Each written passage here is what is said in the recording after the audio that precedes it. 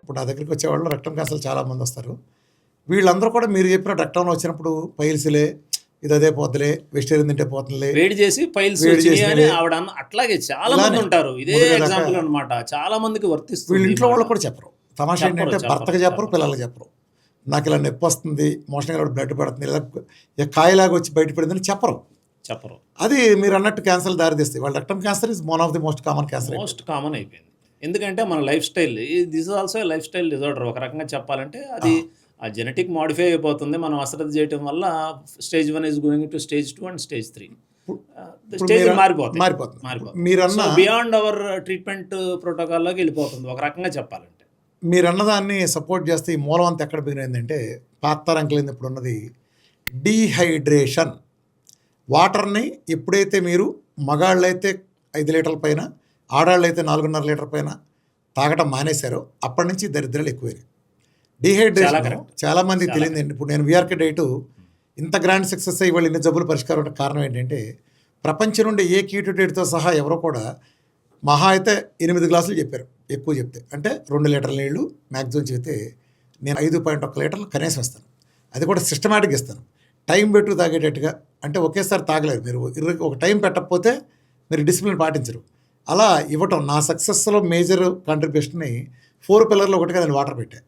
ఆ సక్సెస్ ఏంటో నాకు తెలుసు. నిజానికి ఏమవుతుందంటే తెలుసుకోవాల్సింది అంటే ఇక్కడ నేను నా అబ్జర్వేషన్ మీ దాకా నేను యాడ్ చేస్తున్నాను. చెప్పండి. అసలు కాన్స్టిపేషన్ అంటే మన ఆహారం దిగిన తర్వాత పొట్టలో అలానే చిన్నపేగలో ప్రాసెస్ అయిన తర్వాత వ్యర్థాలు మొత్తం కోలానికి వస్తాయి కదా. శరీరం వాటర్ ఎంత ప్రాధాన్యత అనుకుంటుందంటే చివరికి రక్తం దగ్గరికి వెళ్ళేటప్పుడు ఫైనల్గా మీకు బయటకు వచ్చే చోట అక్కడి నుంచి కూడా ఒక కొలాల నుంచి వాటర్ లాగేస్తుంది శరీరం. సుమారు 1.8 లీటర్లని అబ్జర్వ్ చేసేస్తుంది. మీరు నీళ్లు బాగా కనుకుంటే వాటర్ ఇట్లా కొలాలను అబ్జర్వ్ అవుతుంది కాబట్టి ఫీసిస్లో ఉండే వాటర్ అంతా లాగినా కూడా స్టిల్ ఇంకా వాటర్ ఉండబట్టి ఒక పేస్ట్ లాగా ఉండి మోషన్ ఫ్రీగా సాఫ్ట్గా ఫ్రీగా. మీరు ఎప్పుడైతే తక్కువ ఇచ్చారో, ఎప్పుడైతే మీ శరీరం సుమారు 1.8 to 1.9 లీటర్ల దాన్ని సక్సెస్ దాంట్లో ఇక మట్టి మిగులుతుంది. మట్టి మిగిలినాక పేస్ట్ అయితే బండి నడుస్తుంది. మట్టి అంటాడు రాదుగా, రాదు. అంటాడు అసలు అక్కడ ఫిజియలాజికల్ ఫంక్షన్ దెబ్బతింటుంది. అంటే కోలను, తర్వాత సెగ్మాయిడ్ కోలను, రెక్టము, వాటిలో ఏంటంటే ప్రధానమైన దాని పని ఏంటంటే reabsorption of water and electrolytes. So దాని యొక్క ఫిజియలాజికల్ ఫంక్షన్ అది. సో ఎప్పుడైతే అది దెబ్బతింటుందో అక్కడ అందులో ఉన్న చెమ్మను కూడా అగైన్ బాడీ రీఅబ్జార్బ్ చేసేసుకుంటుంది. చేసుకున్నప్పుడు మలం చాలా గట్టిపడిపోయి రాళ్ళలో అయిపోయి ఉండలు చుట్టుకుపోతుంది. చాలా మంది పేషెంట్స్ డాక్టర్ గారు వేలు పెట్టి కొద్దిగా లాగాల్సి వస్తుంది. చాలా మంది చెప్తారు నాకు, అట్లా అలవాటు పడిన వాళ్ళు ఉన్నారు. మోషన్కి వెళ్ళి ఓ పక్కకి లాగితే గానీ మోషన్ జారదండి, మేక పెంటికలలో పడిపోతుందండి అంటే రకరకాల ఎక్స్ప్లెనేషన్ ఇచ్చేవాళ్ళు ఉంటారు. నీళ్లు మాత్రం తాగరు. ప్రధాన కారణం లో అమౌంట్ ఆఫ్ వాటర్.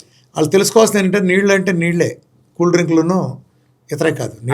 అసలు ఆ కూల్ డ్రింక్ రంగు నీళ్లు దాన్ని మనం టాక్సిక్ అనొచ్చు. ఎందుకంటే అందులో మరి పురుగు మందుల అవశేషాలు డెఫినెట్గా కలుస్తాయని బోల్డ్ అని రీసెర్చ్లు నిర్ధారిస్తున్నాయి. కాబట్టి అసలు నీళ్ళు అంటే నీళ్ళు అంతే. పేషెంట్స్కి అసలు మేము చెప్పం. Don't go for cool drinks. నా ఈ 10 ఏళ్ల అనుభవంలో సో కాల్డ్ కూల్ డ్రింక్స్, నా ఈ 10 ఏళ్ల అనుభవంలో అంటే డైట్లోకి వచ్చింది విఆర్కే డైట్తో. అంతకుముందు 10 ఏళ్ళు మనందరం కలిపి ట్రావెల్ చేసింది. దీంట్లో నేను బాగా నేర్చుకుంది ఏంటంటే నా డైట్లో నేను 4 పిల్లర్లో వాటర్ పెట్టక కారణం మీ ప్రభావం కూడా కొంత ఉంది. ఎందుకంటే మీరు అక్కడ మనం మాట్లాడే సందర్భంలో ప్రతిసారి నీళ్లు బాగా తాగండి అన్నాయి. నాకు సైన్స్ ఎక్స్ప్లెయిన్ చేసేవాళ్ళు. నాకు అప్పుడు వైద్యం గురించి తెలియకపోయినా నాకు మీరు చెప్పిన విధానంలో రిజిస్టర్ అయింది బాగా. నేను 4 పిల్లర్లు పెట్టానంటే అది మీ ప్రభావం చాలా ఉంది. పైగా యానోరెక్టల్ క్యాంప్ చేయడం వల్ల బాగా అలవాటైంది. మీరు అనేవాళ్ళు రామకృష్ణ అసలు వీళ్ళు నీళ్లు తాగారంటే ఏముండదు రామకృష్ణ, అసలు వీళ్ళు రారు మన దగ్గరికి, అసలు నీళ్లు తాగినాడికి యానోరెక్టల్ డిసీజ్ అనేవి రావు అని చెప్పేవాళ్ళు మీరు మొదటి నుంచి తాగేవాడికి. అదే పిల్లర్గా చేశాను. ఆ సక్సెస్ కూడా నేను చూస్తున్నాను. అయితే ఇప్పుడు ఒక్క చిన్నది మాట్లాడితే పైల్స్ ఉంది, ఓ ట్రీట్మెంట్ ప్రొసీజర్కి వెళ్దాం. మామూలుగా ఎవరికైనా పైల్స్ వస్తే అంటే బాగా అక్కడ ఎనస్ దగ్గర నొప్పి రావటం, మోషన్కి వెళ్ళాక చాలాసేపు వరకు ఆ నొప్పి ఉండిపోవటం, వాళ్ళ నడక కూడా డిఫరెంట్గా ఉంటుంది. ఏదో సినిమాలో బ్రహ్మానందం చూపిస్తాడు, నవ్వుకుంటాను కానీ కాదు, కానీ అది బాధ అనిపించినట్టు తెలుస్తుంది. మీరు ట్రీట్మెంట్ ఎలా చేస్తారు, మోడర్న్ మెడిసిన్కి వెళ్తే ఏం చేస్తారు, ఈ రెండు కూడా ఒకసారి చెప్పండి. దీనికంటే ముందు ఒక విషయం చెప్పదలుచుకున్నాను. చాలామంది అనుకుంటూ ఉంటారు ఆయుర్వేదం ఇది అవుట్డేటెడ్, తర్వాత ఎక్స్టింక్ట్, అంటే ఇక అది పెద్ద ఉపయోగం లేని సైన్సు, ఎప్పుడుదో కదా అనుకుంటారు. చరకుడు 2600 సంవత్సరాల క్రితం చెప్పిన కాన్సెప్ట్ ఇప్పటికీ సత్యం అనమాట. ఏమిటి ఆ కాన్సెప్టు? అన్ని వ్యాధులు కూడా ఆమాశయ ఉద్భవజం అంటే ఏంటి, ఆమాశయంలో పుడతాయి అని చరకుడు చెప్పిన మాటని మా భాషలో చెప్పండి తెలుగు. మీ భాషలో చెప్తున్నాను, అదే వస్తున్నాను. ఆమాశయం అంటే తెలియదు. ఆమాశయం అంటే స్టమక్. సో అన్ని డిజీజెస్ మూలస్థానం స్టమక్ అంటే ఆమాశయ ఉద్భవజం అంటే అందులోనే ఉద్భవిస్తున్నాయి. అది ఇది అనేది చెప్తున్నాడు. Latest research is కొరాబరేటింగ్ to that evidence. ఎట్లా అంటే హార్వర్డ్ మెడికల్ ఇది కానీ అంటే అమెరికాలో, తర్వాత స్టాన్ఫోర్డ్ కానీ, మొత్తం వీళ్ళు చేసిన రీసెర్చ్లో లేటెస్ట్గా వీళ్ళందరూ వెస్ట్రన్ డాక్టర్స్ ఏం చెప్తున్నారంటే brain gut axis, brain gut axis ఇది మొత్తం వ్యాధులకి మూలం ఇది అని ఇప్పుడు కనిపెట్టారు. కరెక్ట్. సో ఇందాక మీరు అన్నారే మరి చరకుడు ఎప్పుడో చెప్పాడు కదా అని మీకు చెప్తూ ఉంటారు పేషెంట్లు, డాక్టర్లు కూడా చెప్తున్నారు, ఆయుర్వేదిక్ డాక్టర్స్ అని చెప్తున్నారు. Exactly correct. సో మరి చరకుడు ఎలా చెప్పాడు 2600 సంవత్సరాలు అన్నాడు? రీసెర్చ్ చేయడానికి మీకు ఇంత టైం ఎందుకు పెట్టింది అసలు? గట్ మైక్రోబయోమ్ బాగా that is the most important. మీకు బాగా ఆకలి దొస్తాయింది, ఓ బిర్యానీ ఎదురుగా ఉంటుంది, కుమ్మేద్దాం అంటే ఫోన్ వచ్చింది మన అడివాడికి యాక్సిడెంట్ అయిందని, కడుపు నిండిపోద్ది తెలుసా? మీరు తినలేరు ఒక మొత్త కూడా. అదేంటి మీరు కడుపు పడదాకా ఆకలి వేస్తుందిగా, ఆకలి అనే ఫీలింగ్ పోయి వచ్చిందంటే గట్కి బ్రెయిన్కి డైరెక్ట్ బ్రెయిన్ యాక్సెస్ వల్ల జరుగుతుంది. రెండోది మీరు గమనిస్తే, అంటే నేను 100 కేసెస్ చూస్తాను కదా, నెగిటివ్ మైండ్ సెట్ వాళ్ళు ఉంటారు కొంతమంది. వీళ్ళు ఎప్పుడు కడుపు ఉబ్బరంగా ఉంటుంది. పాజిటివ్ మైండ్ వాడికి డైజెషన్ అద్భుతంగా ఉంటుంది. Gut is the second brain అన్నారు కదా, అది ఖచ్చితంగా వాస్తవం. నేను ప్రతిసారి నేను అబ్జర్వేషన్ చెప్తాను, డైరెక్ట్ రిలేషన్. మీరు గట్ మైక్రో బాగుంటే బ్రెయిన్ బాగా వర్క్ చేస్తుంది, బ్రెయిన్లో మీకు ఎంత తేడా జరిగిందని కింద కొట్టేస్తుంది. అసలు కొంతమందికి వెంటనే ఐపీఎస్లో వచ్చేస్తుంది తెలుసు. ప్రాక్టికల్గా నేను బోర్డు చూసిన కేసెస్.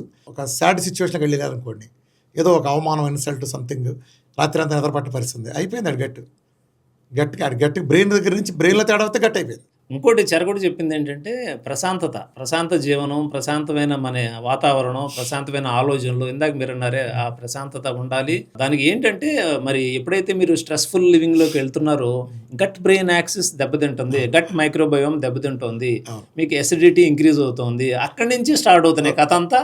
అన్ని కథలు అక్కడి నుంచి స్టార్ట్ చెప్పారు. రెండో కథ సో అసలు కథ అదనమాట. సో ఆయుర్వేదం yoga is an integral part of ఆయుర్వేదం యోగాని ఎందుకు చెప్తుందంటే ఈ యోగాభ్యాసం వల్ల మనం మెడిటేషన్ చేయటం ద్వారా, మరి ప్రాణాయామం చేయటం ద్వారా మన శరీరాన్ని, తర్వాత గట్ బ్రెయిన్ యాక్సిస్ని మనం రెగ్యులేట్ చేయడం కోసం ఉద్దేశించబడింది ఇది. కాబట్టి so yoga has become an integral part of ayurvedic మా సిలబస్లో యోగా అనేది ఒక సబ్జెక్ట్. Very good. సో కంపల్సరీగా యోగా కూడా నేర్చుకుంటారు అంతా. మీరు రెండో చెప్పడం మర్చిపోయారు, చెప్పండి. ఫైబర్ అసలు కదా చెప్పండి.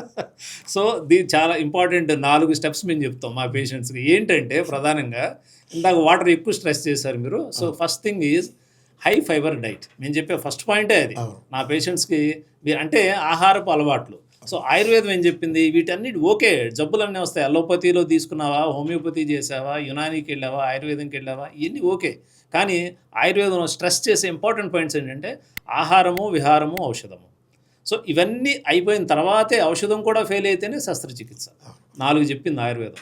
సో అందులో మీరు పాటించే ముఖ్యమైన ఆహారమే కదా, ఆహారం, విహారం. సో ఆహార విహారాలు. సో ఆహారం అన్నిటికంటే ముందు చెప్పింది ఆయుర్వేదం, మరి ఆహారం గురించే కదా. సో అదే కదా మీరు చేస్తున్నది కూడా. అదే మోడర్న్ మెడిసిన్ కూడా ఒక మందు వచ్చినప్పుడు ఆహారం మందు, ఆహారం పనిచేయనప్పుడు మందు వాడాలని అలోపతి పుస్తకాలు కూడా ప్రాథమికంగా అదే ఉంది. కాకపోతే దాన్ని మూసేశారు, అట్లా నా పేజీని మూసేసి సగం నుంచి ఓపెన్ చేసి మనం చూపిస్తారు. సో ఆహార నియమాల్లో ప్రధానంగా మనం పేషెంట్స్కి ఎక్స్ప్లెయిన్ చేసేది ఏంటంటే, మీరు సరైన మోతాదులో high fibre diet in your ఇది డైట్. ఇక్కడ క్లారిఫికేషన్ కావాలి. ఫైబర్ చాలా రకాలుగా ఉంటుంది, ఎలా అయినా వస్తుంది. మేజర్ వెజిటబుల్స్ వచ్చే ఫైబర్ ఉంటుంది, అలాగే ధాన్యాలు తింటే ఫైబర్ వస్తుంది. ధాన్యాలు తిన్న ఫైబర్ వస్తుంది కదా, తృణధాన్యాలు అంటాం. అది ఏదోటి మన మిల్లెట్స్ అయినా ఏదైనా అనుకోండి. ఈ ఫైబర్కి ఆ ఫైబర్ తేడా ఉంది, ఖచ్చితంగా ఉంది. వెజిటబుల్ నుంచి వచ్చే ఫైబర్ వేరు, తృణధాన్యాల నుంచి వచ్చిన ఫైబర్ హాని కూడా చేస్తుంది. అన్ని తృణధాన్యాలు బాడీకి సేఫ్ కాదు అని ఆయుర్వేదం ఇప్పుడునే చెప్పింది. పిట్టలకి వాటికి వెళ్ళాల్సి వెళ్ళింది. అవును, కొంత హాని ఉందని కూడా క్లియర్ గా అందులో చెప్పబడింది. మన వాళ్ళు కొంచెం తృణధాన్యాల మీద, మిల్లెట్స్ మీద ఎక్కువ స్ట్రెస్ ఇచ్చి ఎక్కువ తినేయడం కూడా చేస్తున్నారు ఈ మధ్యకాలంలో. చాలా ప్రమాదం. అన్ని అట్లా వాడటం అంత ఉపయోగకరం కాదు. చాలా క్లియర్ గా డిఫరెన్షియేట్ చేసింది ఏవేమి తృణధాన్యాలు బాడీకి ఉపయోగకరం, ఏవి కొంచెం హానికరం చేస్తాయి. కొద్ది మోతాదులో తినవలసిన తృణధాన్యాలు ఏంటి, అధిక మోతాదులో తినవలసినవి ఏంటి, తినకుండా వదిలేయాల్సినవి ఏంటి, అవన్నీ కూడా చాలా డిఫరెన్షియేట్ చేయబడింది. చెప్పండి మీరు. ఇప్పుడు రాగులు, సజ్జలు, తర్వాత కొర్రెలు, ఇవన్నీ చాలా ఉన్నాయి కదా. ఇవన్నీ అంటే రాగులు, సజ్జలు వరకు ఓకే, కానీ కొర్రలు ఇటువంటివి, ఎన్ని కొర్రలు, ఇవన్నీ కూడా లిమిటెడ్ క్వాంటిటీలోనే తీసుకోవాలని చాలా క్లియర్గా చెప్పబడింది. అవును, కాదండి, ఫైబర్ అంటానికి ఏ ఫైబర్ అనేది కూడా ముఖ్యం. ఫైబర్ ఈజ్ ఆల్సో ఇప్పుడు ఫైబర్ కొంతవరకు ఇంపార్టెంట్. ఫైబర్ అందులో కూడా soluble fibre, insoluble Insoluble fibre fiber మళ్ళీ 2 రకాలుగాను ఉంటుంది మనం తీసుకునే దాంట్లో. వెజిటబుల్ నుంచి వచ్చిన ఫైబర్ అద్భుతమైంది. ముఖ్యంగా మన బెండకాయ లేకపోతే తోటకూర కాడలు. ఇంకా తర్వాత first point is high fibre diet. మనం 4 అని చెప్పే కదా పాయింట్స్. మేము చెప్పేది ఏంటి అంటే పేషెంట్స్కి హై ఫైబర్ డైట్. రెండోది ప్లెంటీ ఆఫ్ ఫ్లూయిడ్స్. మీరు అన్నారు వాటర్. సో ఫ్లూయిడ్స్ అంటే ద్రవ పదార్థాలు. అన్ని ఏదైనా నాట్ ఓన్లీ వాటర్తో పాటు మిగతా మజ్జిగ తాగండి అని చెప్తాం, కొబ్బరి బొండం నీళ్ళు తాగండి అని చెప్తాం. మరి ఇవన్నీ కూడా చాలా ఇంపార్టెంటే. కూల్ డ్రింకులు తాగండి అని చెప్పం మేము. So high fibre diet, plenty of fluids, regular physical activity. So అంటే శరీరానికి వ్యాయామం ఉండాలి. చెమట పెట్టేంత సుశ్రుతుడు దీనికి ఏం చెప్పాడంటే, ఇప్పుడు మనం ఎన్ని క్యాలరీస్ బర్న్ చేస్తున్నాం, 10,000 స్టెప్స్ వేసామా, ట్రెడ్మిల్ మీద ఎంత స్పీడ్ పరిగెత్తాలి, మనం ఇప్పుడు మోడర్న్గా మనం ఇది అనుకుంటున్నామే. అప్పుడు బండగుర్తు ఏం చెప్పాడంటే, మనం ఎంత నడవాలి, వ్యాయామం ఎట్లా ఉండాలి అంటే నుదుటిని స్వేదం పట్టాలి. అదొకటి. రెండోది చంకల్లో స్వేదం పట్టాలి. సో నుదుటి స్వేదం వచ్చినప్పుడు that person has enough calories burned per that day. ఆ రోజుకి సరిపడే క్యాలరీస్ బర్న్ చేశాడు, సరిపడే వ్యాయామం జరిగింది అంటానికి బండగుర్తు, రూల్ ఆఫ్ థంబ్ అంటుంది. సో అది చాలా క్లియర్. ఎంత అబ్జర్వేషన్ ఉంటే మనం చెప్పగలుగుతాడు సుశ్రుతుడు. చాలా ఫెంటాస్టిక్ థింగ్స్ చెప్పాడు ఆయన సుశ్రుతుడు. అందుకే ఫాదర్ ఆఫ్ సర్జరీ అన్నారు. సో 4వ పాయింట్ ఏంటంటే high fibre diet, plenty of fluids, regular physical activity. 4వది ఇంకా important point, stop straining while passing stools. అంటే ఏంటి, మోషన్కి వెళ్తున్నప్పుడు, విరేచనం మల విసర్జనకు వెళ్తున్నప్పుడు మొక్కకుండా చూడటం. అంటే సెల్ ఫోన్ పట్టుకెళ్ళమంటారు. అంటే దొడ్లోకి వెళ్ళి, అంటే మేము చాలా మందిని చూస్తున్నాం కదా, పిల్లలేమో స్కూల్ టైం అయింది, బస్సు వచ్చేస్తుంది అని హడావుల్లో వాళ్ళ అమ్మ చేస్తారు బాతున్నారు, ఈడు పోయి బడమంతాను ముక్కడంటే. పెద్దలేమో ఇంకేదో చేస్తూ ఉంటారు. కొంతమంది చుట్ట తాగితే కానీ మోషన్ రాదని చెప్తూ ఉంటారు. రకరకాలు, కొంతమంది న్యూస్ పేపర్లో, కొంతమంది ఇప్పుడు లేటెస్ట్ మొబైల్స్, బాత్రూంలో మొబైల్స్ ఏంటండి. సో ఇందులో ఆయుర్వేదం చాలా క్లియర్గా చెప్తుంది. భోజనం చేసేటప్పుడు కూడా ప్రశాంతమైన చిత్తంతో, అంటే మనసుని కేంద్రీకరించి నువ్వు తినే ఆహార పదార్థాల మీద కాన్సన్ట్రేట్ చేసి తినమన్నారు. ఎవరితో మాట్లాడొద్దని చెప్పాడు. చరకుడు చాలా క్లియర్ ఇన్స్ట్రక్షన్ ఇచ్చాడు భోజనం చేసే విధానం గురించి కూడా. మనం చాలా ఓవర్లుక్ చేస్తున్నాం దాన్ని. పక్క వాళ్ళతో కూడా ఎవరితో మాట్లాడొద్దు, నవ్వొద్దు, దగ్గొద్దు. మరి అసలు మాట్లాడకుండా భుజించడం వల్ల జీర్ణక్రియ చాలా వేగవంతం అవుతుంది, పర్ఫెక్ట్గా జీర్ణక్రియ జరుగుతుంది. అందుకని భోజనం చేసేటప్పుడు ప్రశాంత చిత్తంతో తినమన్నాడు. సినిమాలు చూస్తా తినమను, టీవీలు చూస్తా తినమను, లేకపోతే ఇంకేమైనా రేడియోలో పాటలు వింటా తినమను, ఇట్లా కాదు. మొబైల్ చూస్తా భోజనం తినటం చాలా క్యాజువల్ ఈటింగ్ అనమాట. ఇవన్నీ చూస్తున్నాం మనం. ఇప్పుడు కుర్రకారు జెన్జీ అంటున్నాం మనం. సో వీళ్ళందరూ చేస్తున్నది ఏంటి మరి? ఆనాడు మన పెద్దలు చెప్పిన మాట ఎందుకు ఇంట్లో, మరి బామ్మ మాట బంగారు మూట అన్నది ఎందుకు? అందుకే ఇప్పుడు అవి వింటే వీళ్ళు బాగుపడతారు. విననప్పుడు ఎవరో చేయగలిగేదేమి ఉండదు.